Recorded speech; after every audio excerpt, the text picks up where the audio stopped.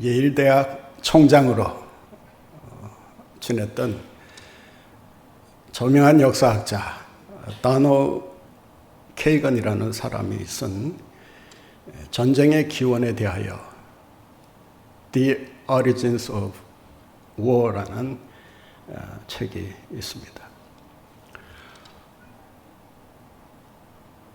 그는 전쟁의 원인과 이유를 자세히 설명하면서 전쟁의 동기는 세 차원에서 일어나게 된다라고 말하고 있습니다. 첫 번째 동기는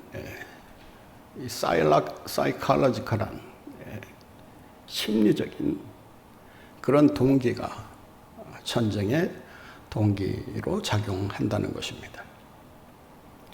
공포에 대한 반작용으로 사람들은 그 공포심을 해결하기 위해서 전쟁을 일으킨다고 하는 것입니다. 적의 위협이 가중되거나 주도권 경쟁에서 밀리거나 패하지는 않을까라고 하는 두려움이 전쟁에 대한 생각을 구체화한다는 것입니다. 9.11 테러 사건이 있고 나서 이라크 침공이 전격적으로 감행된 것이 바로 그 좋은 예라고 할 수 있습니다.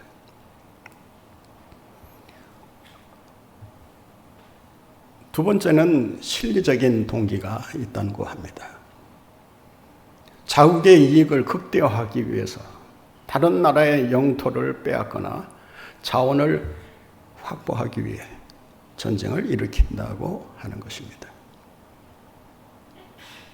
최근 중국과 미국 사이에 벌어지고 있는 이 무역전쟁, 원유를 바탕으로 한 이 자원전쟁,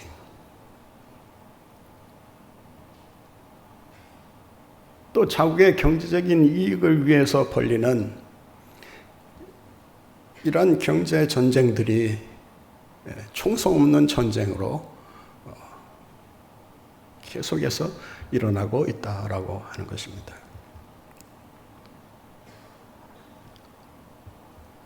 세 번째 동기는 명분론적인 동기가 있다고 합니다. 자신의 명예와 영광을 드러내기 위해서 과시하기 위한 목적과 의도에서 전쟁을 일으킨다고 하는 것입니다. 특히 민족 우월주의라든지 지상주의가 바로 그러한 동기에 의해서 일어나는 전쟁이라고 할 수 있습니다. 히틀러에 의한 600만 학살이라든지 일본의 대동아 전쟁의 배후를 살펴보면 우리 민족이 최고다, 우리 민족이 가장 뛰어나다라고 하는 이 우월주의의 기초에 있음을 알 수가 있습니다. 일본이 끊임없이 탈아시아를 부르짖으면서 아시아권에서 벗어나려고 하는 이러한 노력을 계속하는 이유는 서구 열강들과 어깨를 나란히 하면서 우리는 적어도 너희들하고는 다르다라고 하는 것을 보여주기 위함이라고 하는 것입니다.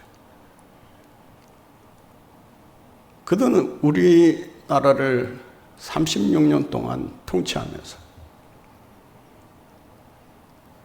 여기에 대한 반성과 회개를 하지 않는 이유가 있습니다. 그들은 조선을 침략해서 조선의 생명과 자원을, 재산을 약탈했다고 생각지 않고 미개한 조선을 문명화시키는데 일조하기 위해서 자신들이 침략을 했다고 이야기를 합니다. 서로 출발하는 논리가 다른 것입니다.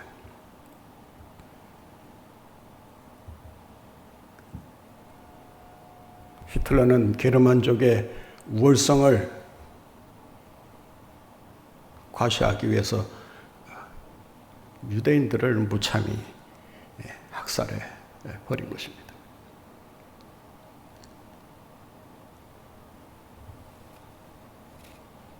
이런 명분에 의해서 전쟁이 일어날 경우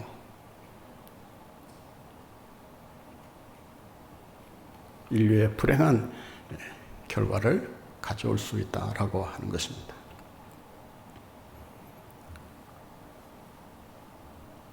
그러나 저는 이 세 동기 외에 두 가지 동기를 더 첨가했으면 합니다. 만약 전쟁의 기원에 대한 책을 쓴다면 이 두 동기를 저는 포함시키고 싶습니다.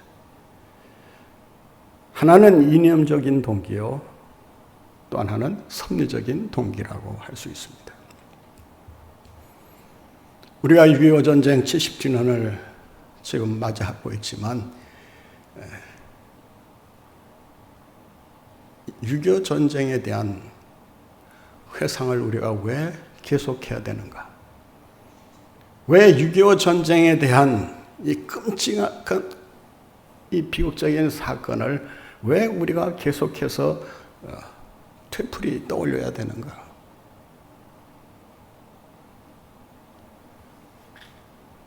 (6.25) 전쟁은 끝나지 않은 전쟁이기 때문에 그렇습니다. 6.25 전쟁을 통해서 우리 민족이 깨달아야 될 사실이 있습니다.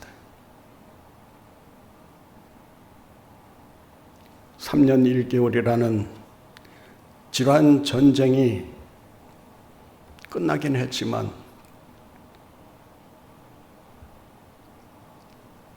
그것이 휴전에 불과했다는 것입니다. 전쟁을 쉬고 있는 상황이지 전쟁이 끝난 종전 상태가 아니라고 하는 것입니다.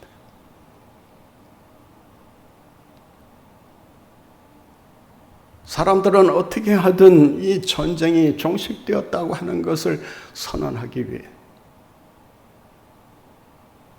온갖 노력을 하고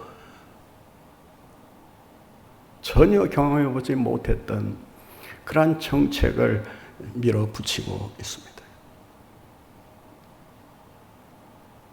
그러나 우리가 한 가지 분명히 기억해야 할 것은 아직 6.25 전쟁은 끝나지 않았다라고 하는 것입니다. 끝나지 않았다는 것을 그러면 어떻게 아느냐? 70년 동안 북한이 우리나라를 위해서 행한 일을 보면 알 수가 있습니다.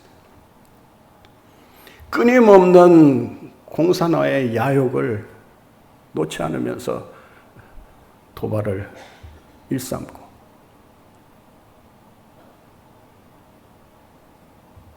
자기네들의 생각대로 움직이지 않으면 협박과 공갈을 늘어놓으면서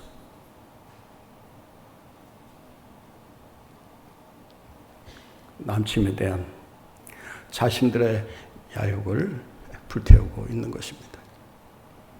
얼마 전까지만 해도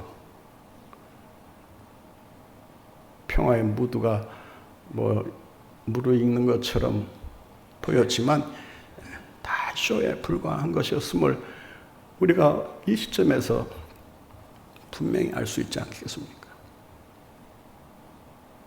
서울 불바다 운운하면서 자신들이 마음만 먹으면 서울 아니라 전 이 남한을 불바다로 만들 수 있다고 하는 이러한 위협을 하고 있는 것입니다.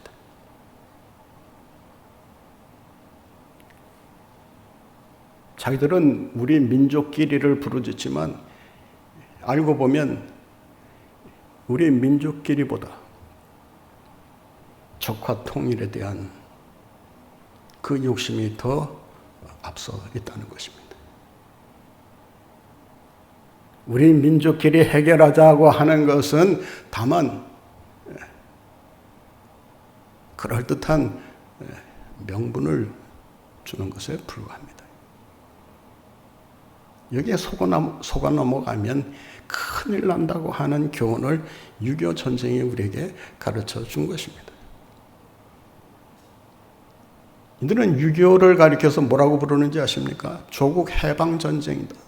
통일 전쟁이다. 이렇게 부릅니다. 이런 사고를 가지고 끊임없이 남한을 괴롭히고 있는 이 북한의 정체를 우리는 꿰뚫어 볼 수 있어야 합니다. 이런 상황에서 종전선언을 한다? 누구의 발상인지 모르지만 정말 어처구니 없는 어리석은 이야기에 불과합니다.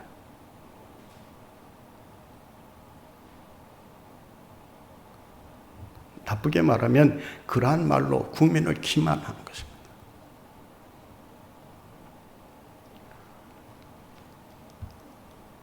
쉬지 않고 전쟁을 도발하는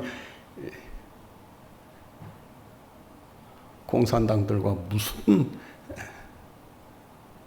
합의를 하고 무슨 협정을 맺는다는 말입니까? 그게 다 필요 없다는 얘기는 아닙니다. 전쟁을 해야 된다 말아야 된다 그런 얘기하는 게 아닙니다.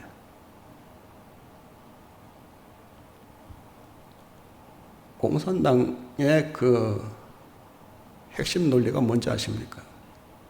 목적을 위해서는 수단 방법을 가리지 않는다라고 하는 것입니다. 우리는 그들의 계략에 쉽게 넘어가는 이런 기질이 좀 있는 것 같아요.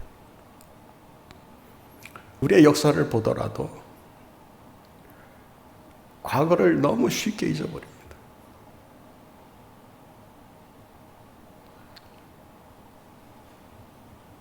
요즘 사람들에게 6.25 전쟁 얘기하면 아유 이제 그만 얘기하자. 지겹지도 않느냐.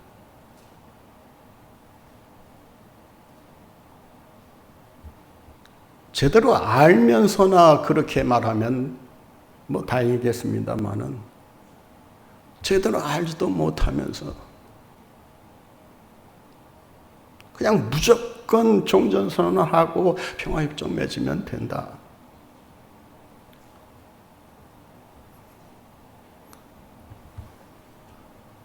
여러분 우리나라 200억 가까이 그 막대한 돈을 들여서 세운 남북연락사무소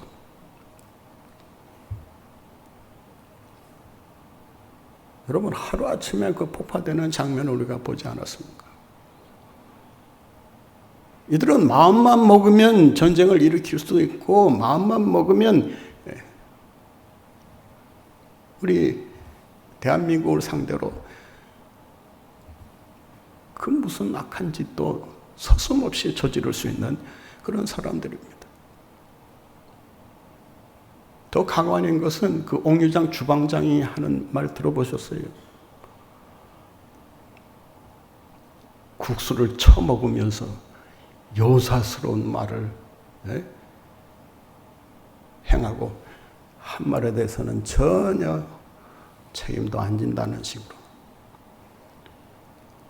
심지어 뭐라고 얘기하는지 아십니까? 좀 이해하고 들으세요. 병신 같은 좀.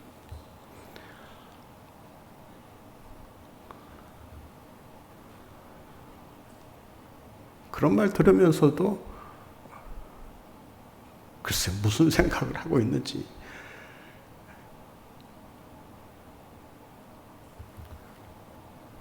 기다릴 게 따로 있습니다.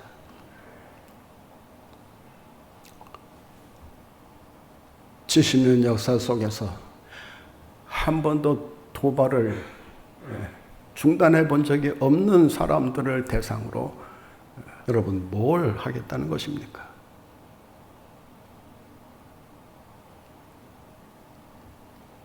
6.25 전쟁을 일으킨 데 대한 참회도 없이 그동안 우리 대한민국의 국민들을 납치하고 국군 포로들을 정치범 수용소나 그 교화소에서 평생 썩도록 만드는 이런 반인륜적인 이런 집단을 향해서 도대체 뭘 기대하고 있는지 너무 순진한 생각을 하고 있지 않나.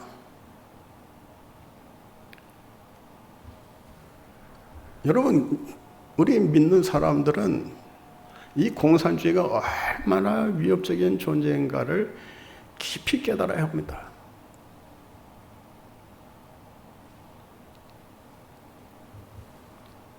이런 사람들이 지금까지 뭘 해놨다고 종북하고 친북하고 그것도 모자라서 김여정이가 말하는 대로 끌려다니느냐 말이에요.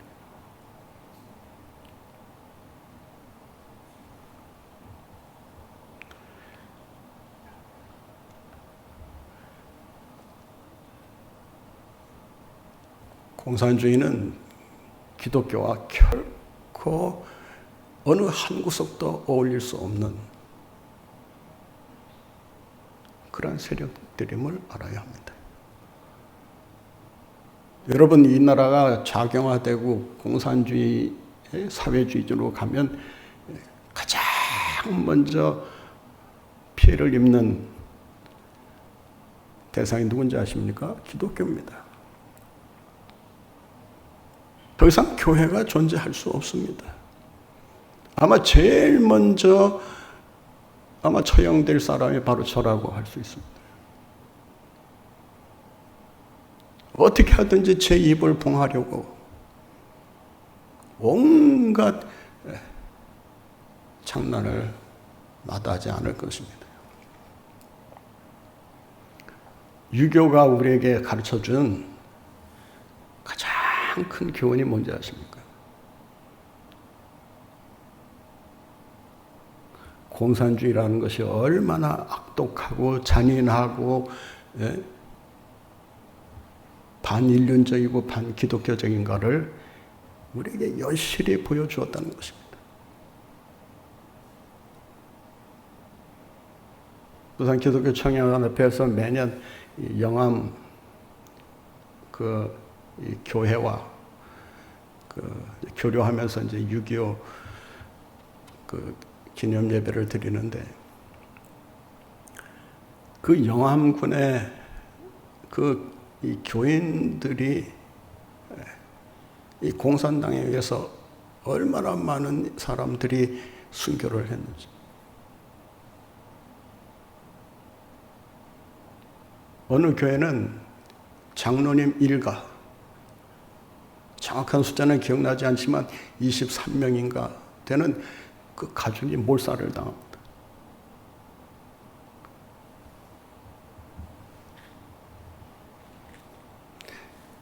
이들의 목적은 자신의 이념을 완성하는 데 있습니다. 결코 민족 사랑이나 조국의 번영에 대해서는 생각은 안 합니다. 유교 가르쳐준 또 하나의 교훈이 있습니다. 준비하지 않으면 당한다는 것입니다. 6.25 전쟁이 발발하던 그때 이 나라 군대가 뭘 했습니까? 이 나라의 지도자들이 어떤 상태에 있었습니까?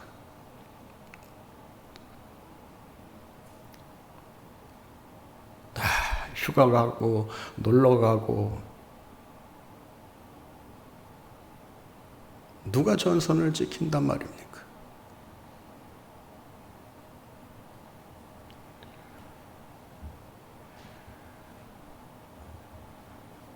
평화협정을 맺었다고 해서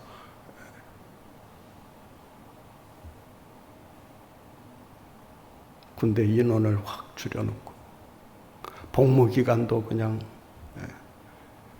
우리 젊은이들은 조금 제가 하는 말을 좀 달리 들을 수 있겠지만 북한은 11년입니다. 군복무가. 1년 8개월? 2년?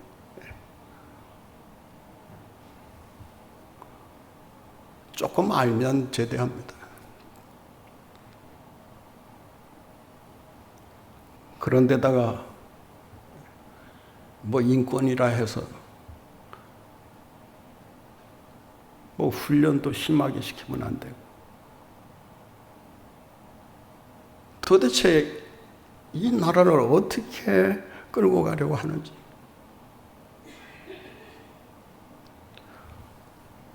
뭐 저만의 생각은 아니리라 저는 생각합니다.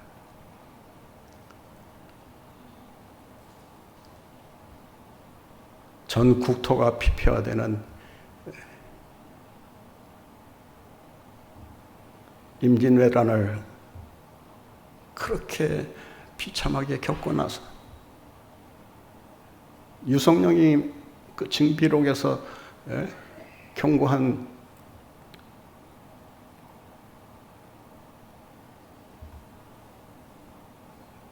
그 비판의 소리를 듣지 못하고 그냥 있다가 병자호란 만나지 않았습니다.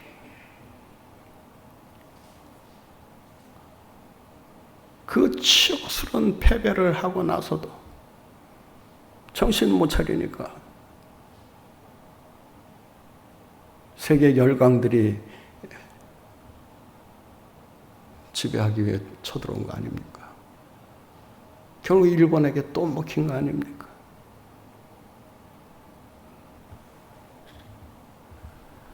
그러면서 하는 말이 우리는 침략은 당했지만 한 번도 침략해보지 않은 민족이기 때문에 평화를 사랑하는 민족이다. 여러분, 이런 말에 속아 넘어가면 안 됩니다.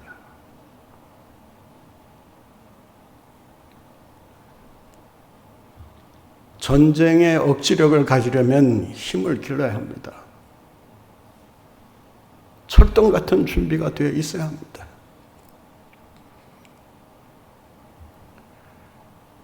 오늘 본문 말씀에 보면 다윗의 입을 통해서 전쟁이 어떻게 해서 일어나는가.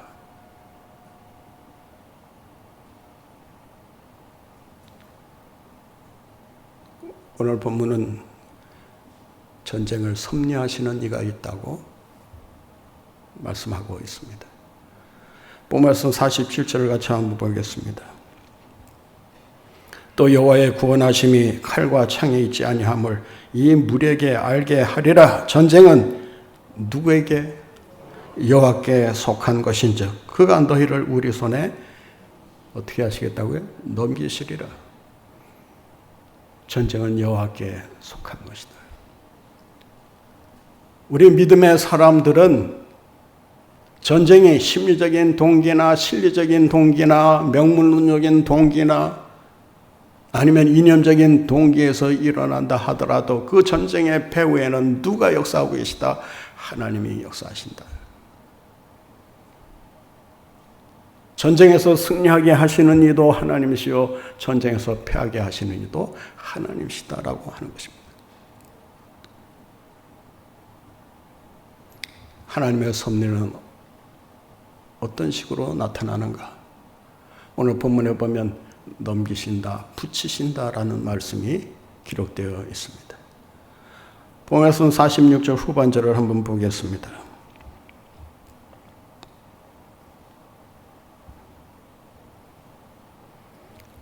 오늘 여호와께서 너를 내 손에 어떻게 하신다고요? 넘기시리니 넘기신다. 47절 보세요. 여호와의 구원하심이 칼과 창이 있지 아니함을 이 무리에게 알게 하리라. 전쟁은 우리에게 속한 것인지 그가 너희를 우리 손에 어떻게 하신다고요? 넘기시리라. 주님께서 넘기신다. 우리에게 붙이신다. 그런 말입니다.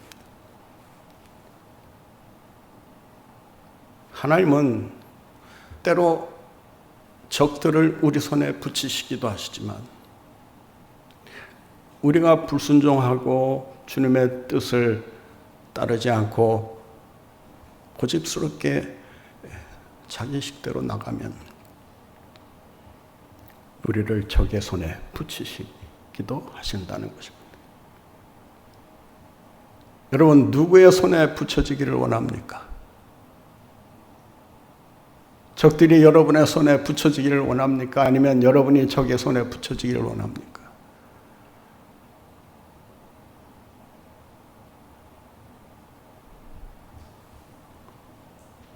전쟁은 누가 섭리하시느냐? 하나님이 섭리하십니다. 사람이 하는 것처럼 보이지만, 이런저런 동기에 의해서 전쟁을 일으키는 것처럼 보이지만 그 동기의 배후에는 누가 계시다? 하나님이 계신다라고 하는 것입니다. 이 넘기신다, 붙이신다라고 하는 말은 나탄이라는 준다는 동사에서 유래한 말이 아닙니다. 나탄이라는 말 대신에 사카르라고 하는 특별한 단어를 사용합니다. 이 사카르라고 하는 말은 닫는다, 폐쇄시킨다 그런 말입니다. 그러니까 이 말씀을 원문대로 번역하면 이렇게 할 수 있습니다. 너희 손에 적들을 닫으시겠다.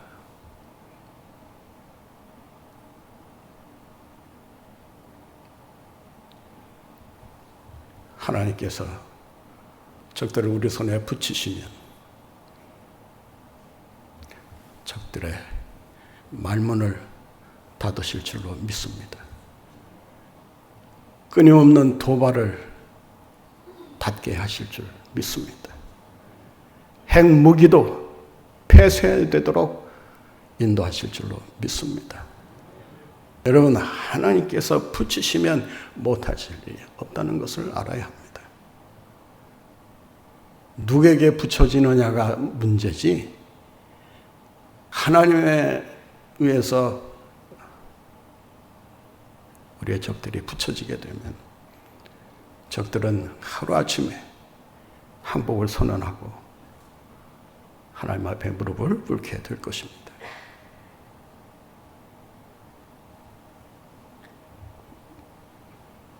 여러분이 하시는 사업도 마찬가지입니다.